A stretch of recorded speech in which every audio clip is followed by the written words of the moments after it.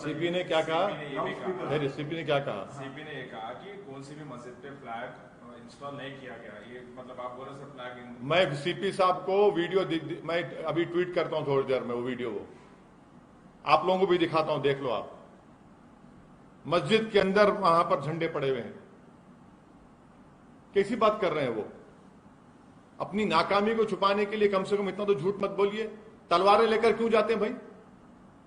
उनके हाथ में क्या कट्टे नहीं थे? उनके हाथ में पिस्टल नहीं थे जो प्रोसेशन में थे?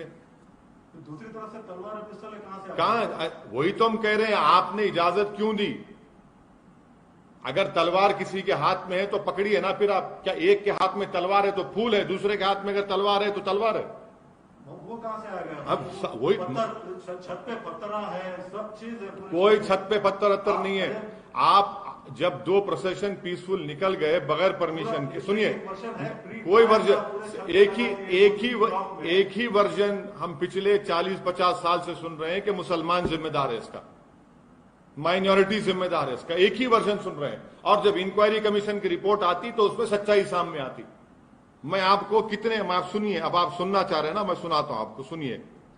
रघुवीर दयाल कमीशन रांची में क्या हुआ 1964 में, फिर 1989 में शिलान्यास का जुलूस निकाला गया, जब क्या हुआ, फिर आप देख लीजिए भिवंडी में क्या हुआ।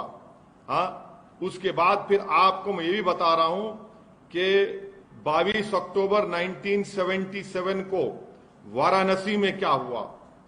चौथा, 1978 रामनवमी प्रोसेशन जमशेदपुर में क्या हुआ। 1979 को क्या स्टेटमेंट दिया था बाला साहब द्योरस ने, वो सुन लीजिए 7 अप्रैल को। फिर उसके बाद आप Justice Narayan commission of inquiry पढ़ लीजिए, उसमें क्या कहा था। हैदराबाद में गणेश चतुर्थी का जुलूस 7 सितंबर 1983 को। फिर उसके बाद आप आ जाइए 1989 को हजारीबाग का जुलूस। फिर उसके बाद आप आ जाइए 1989 कोटा में रामनवमी का जुलूस। फिर आप आ जाइए भागलपुर को, भागलपुर में। फिर आप आ जाइए भागलपुर में 24 अक्टूबर को तारतारपुर में क्या हुआ। फिर आप आ जाइए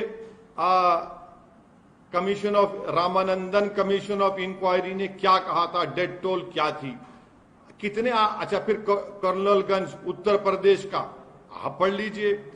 सुनिए 1991 सारण